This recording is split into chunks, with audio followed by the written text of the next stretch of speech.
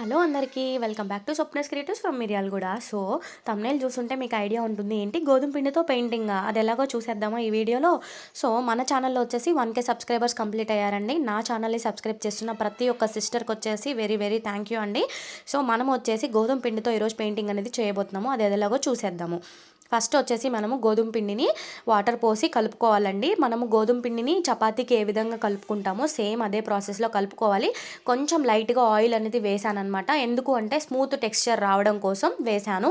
ఎందుకు మనం షేప్ చేసేటప్పుడు విరిగిపోకుండా ఉంటుందన్నమాట, క్రాక్స్ రాకుండా ఉంటుంది. సో ఈ విధంగా కొంచెం టైట్గానే కలుపుకోవాలి. ఇక్కడ వచ్చేసి నేను ఒకటి మీకు చూపిస్తున్నాను చూడండి. ఇలాగా మనం ముందుగా షేప్ అనేది కట్ చేసుకోవాలన్నమాట. కట్ చేసుకొని ఎక్కడైనా మనకి ఇలా పగుళ్ళు లాగా ఉంటే దానిని కూడా అడ్జస్ట్ చేసుకొని నేను వచ్చేసి ఇక్కడ క్లే కట్ చేసే టూల్స్ ఉంటే వాటిని పెట్టి వాడుతున్నానండి. మా పాప దగ్గర ఉన్నాయి, అవి తీసుకొని వాడుతున్నాను. మీరు వచ్చేసి స్పూన్తో కానీ లేదు అంటే చాక్తో కానీ వాడుకోవచ్చు.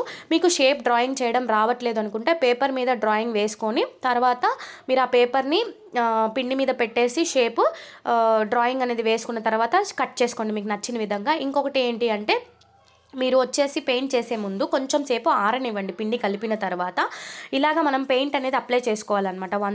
ఒక సైడ్ మాత్రమే పెయింట్ అప్లై చేసి ఇంకా దానిని వచ్చేసి ఫ్యాబ్రిక్ పైన ఉంచానమాట. కొంచెం సేపు అలాగా ఉండనివ్వండి, లైక్ ఒక 2-3 సెకండ్స్ అలా ఉంచి వెంటనే రిమూవ్ చేయడమే.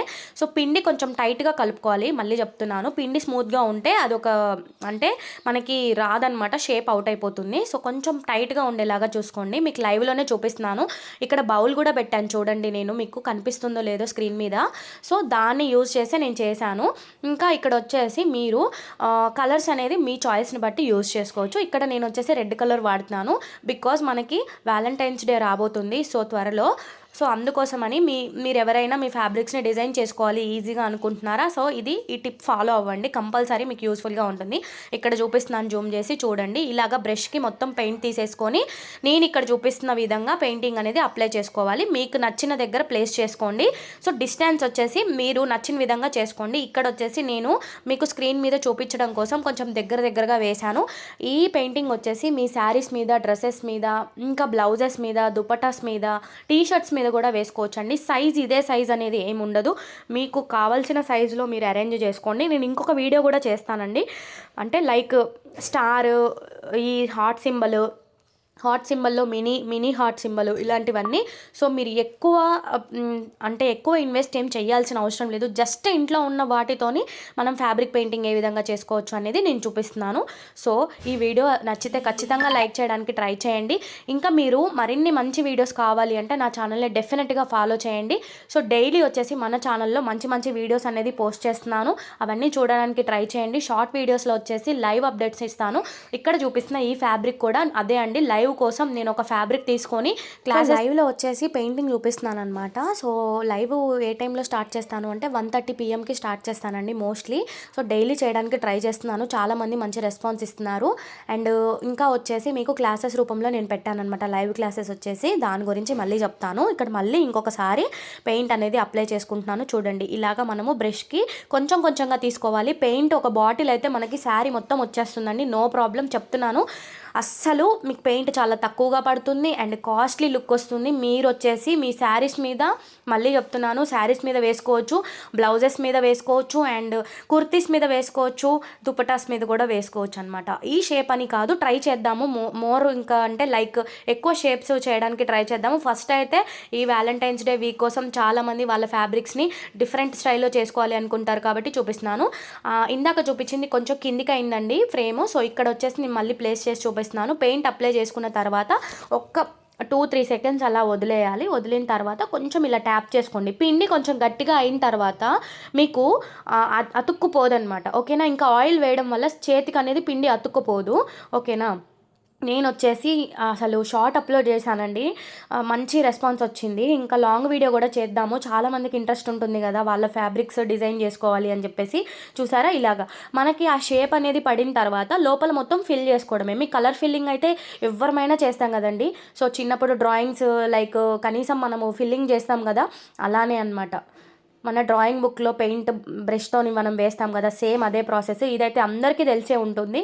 సో మనకి ఏదైతే ఆ షేప్ పడిందో దాన్ని మనం మొత్తం ఇలాగ ఫిల్ చేసుకోవడం. నేను అంటే కొంచెం లైట్గానే అప్లై చేస్తున్నాను. ఎందుకు అంటే మరీ డార్క్ అయిపోతుందని చెప్పేసి లైట్గానే అప్లై చేస్తున్నాను పెయింట్ అనేది. సో మీ చాయిస్ని బట్టి మీరు వేసుకోండి, ఓకేనా. ఒక శారీ వచ్చేసి 1 డేలో కంప్లీట్ అయిపోతుంది. ఈజీగా వేసేసుకోవచ్చండి, నిజంగా చెప్తున్నాను. ఒక్కసారి మీరు ట్రై చేయండి, ఇది చాలా బాగుంటుంది. అండ్ మన ఛానల్లో వచ్చేసి లైవ్కి వచ్చేసి నేను ఏమేమి చెప్తున్నాను అనేది మీకు ఇక్కడ బ్రీఫ్గా చూపిస్తాను ఒకసారి, ఇదంతా కంప్లీట్ అయిపోయిన తర్వాత. సో కొంచెం సేపు ఆరనివ్వాలన్నమాట. ఇలా పెట్టిన తర్వాత చాలామందికి ఒక డౌట్ ఉంటుంది, ఈ ఫ్యాబ్రిక్ పెయింటింగ్స్ వచ్చేసి కలర్ షేడ్ అవుతాయా, లేకపోతే వాష్ చేస్తే పోతాయా అని చెప్పేసి. సో అస్సలు పోవండి. ఇక్కడ బ్యాక్కి టర్న్ చేసి చూపిస్తున్నాను.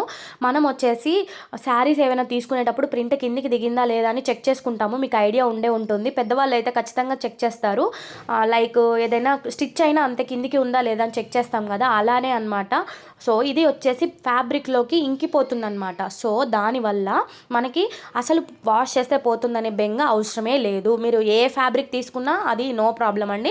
పట్టు ఫ్యాబ్రిక్ మీద అయితే వైట్ బేస్ కంపల్సరీ వేసుకోవాలి. కాటన్ మీద, జార్జెట్ మీద మీరు ఎలాగైనా వేసుకోవచ్చు.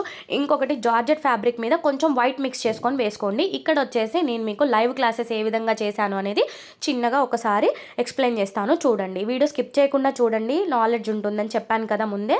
సో ఇవన్నీ వచ్చేసి మనం లైవ్ కోసం చేసుకున్న పెయింటింగ్స్ అనమాట. క్లాస్ 1, 2, 3 లాగా పెట్టానమాట. మనం వచ్చేసి 12 క్లాసెస్ కంప్లీట్ చేసుకున్నాము ఇప్పటివరకు. లైవ్స్ వచ్చేసి కొన్ని బ్లౌజ్ మీద, కొన్ని పెయింటింగ్స్ వచ్చేసి శారీస్ మీద చూపించాను. ఇవన్నీ వచ్చేసి థీమ్ పెయింటింగ్స్ అనమాట, కొన్ని ఉన్నాయి. సో బిగినర్స్ కోసం చూపించాను అనమాట. వీడియో నచ్చితే లైక్ చేయండి. Thanks for watching.